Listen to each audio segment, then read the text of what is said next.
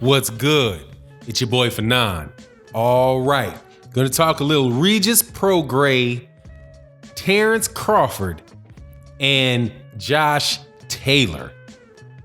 I'm thinking that the mini mega fight that hopefully we'll be getting between Regis Prograis and Josh Taylor, the Tartan Tornado, can be a stepping stone or an opportunity, not a stepping stone, because hey, some of those cats can fight, for Terence Crawford to get parity in the negotiations with Errol, Spence Jr. and allow the mega fight to happen. I'm gonna break that down in this video, but before I do, I wanna welcome you back to the channel, subscribers. If you are not subscribed, please hit the subscription button, hit the bell icon so you can get all the notifications, and also check out our live streams that we do. The big one, we do them every day, but the big one is OG Boxing Talk, Sunday mornings with myself, KQKC Boxing, and the Great Blood Boxing, 8 a.m. Central Standard Time, 9 a.m. Eastern Standard Time. Now, as we know, there are two really big fights in boxing that people want to see, right? Deontay Wilder and Anthony Joshua, but I'm not going to talk about that one in this video. Then there is the best fighter on the planet, pound for pound, Terence Bud Crawford, out of Omaha, Nebraska, against Errol Spence, the rising superstar out of Dallas, Texas, the money man, the cash cow in the welterweight division. But that fight seems to be a little ways off because of the promotional issues between Top Rank and Man Down Promotions, who are a part of Premier Boxing Champions.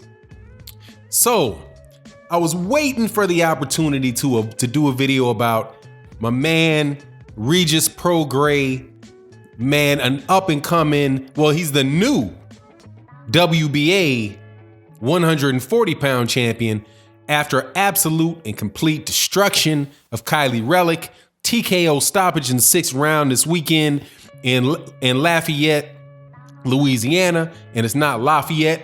My wife's family in Lafayette always says it's Lafayette, so I'm calling it Lafayette. Out there in front of the Louisiana crowd, people that are close to my heart.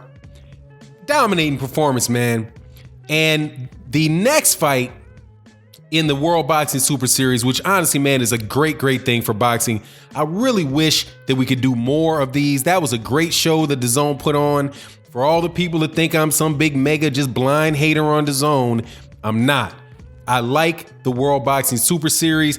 I hate that it had the whatever financial issues that it had, but that was supposed to be a mega card, a mini mega card. I call it a mini mega, a hardcore boxing fans treat.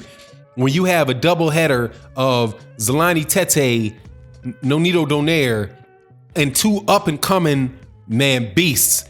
One beast in Regis Prograis, who's looking to head towards a fight with the winner of Josh Taylor and Baranchyk.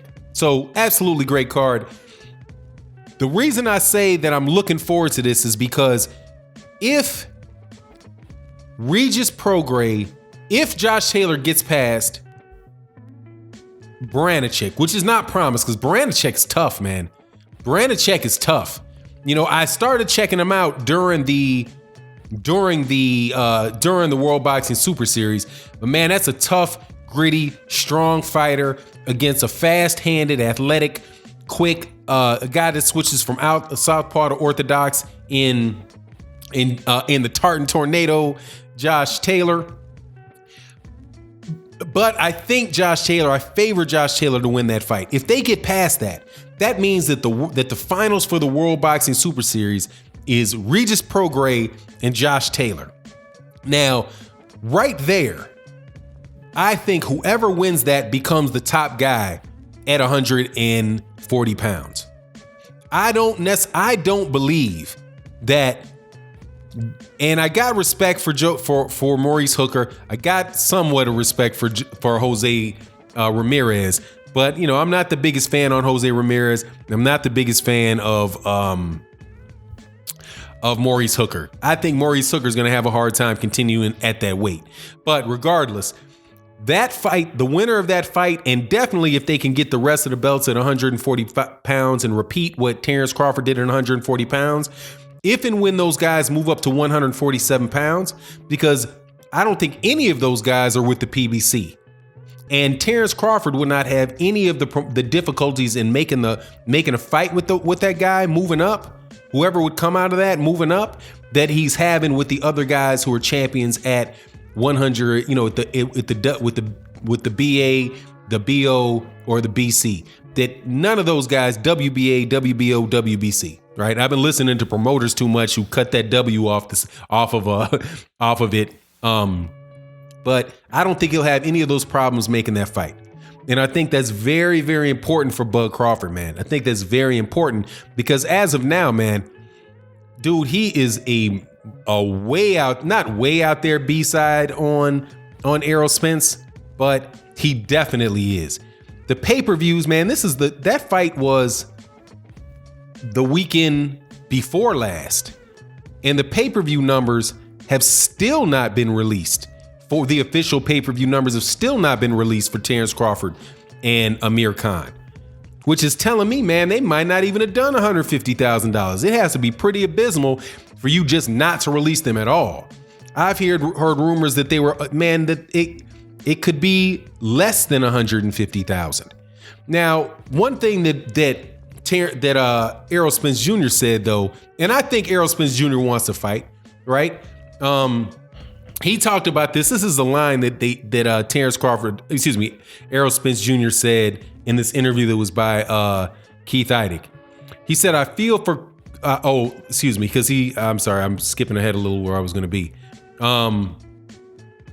He said that basically that they're desperate.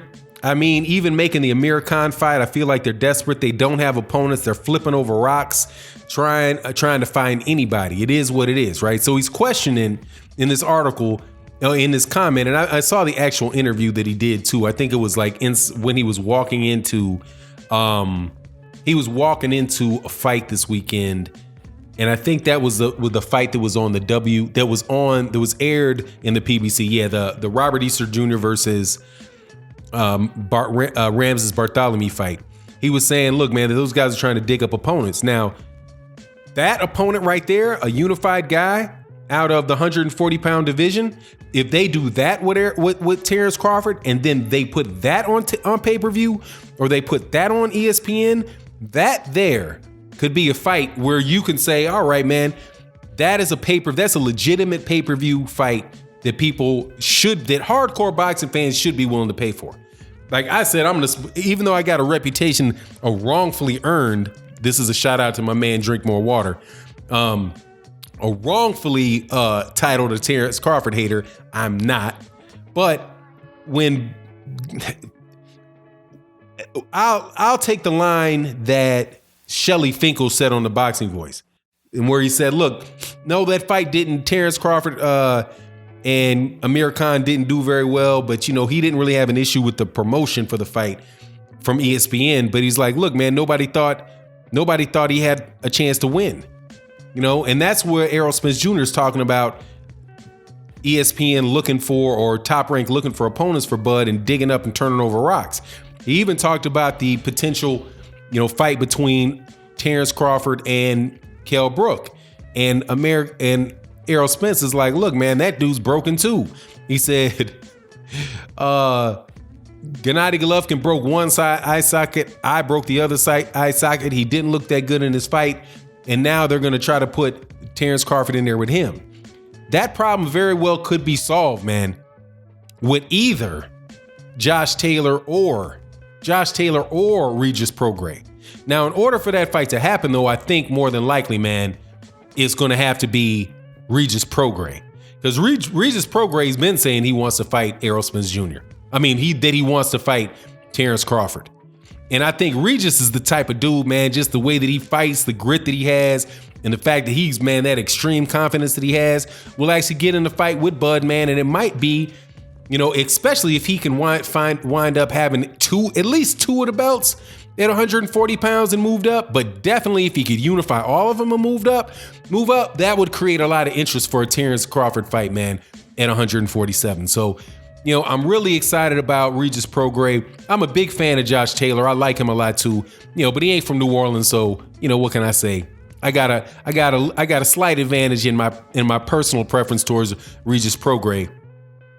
But any one of those guys wind up being able to be a viable and be considered a competitive opponent with Terence Crawford, I think would really do good. Really do well for the prospects of an Errol Spence Terence Crawford fight, because then the fight would get bigger. I think that he could do a substantial pay-per-view before the Errol Spence Jr. fight, putting him on a better negotiations ground. And then all we got to do is worry about whether or not Bob Arum actually wants to make the fight, which is a complete and other issue. So anyway, with that, I'm out. Peace.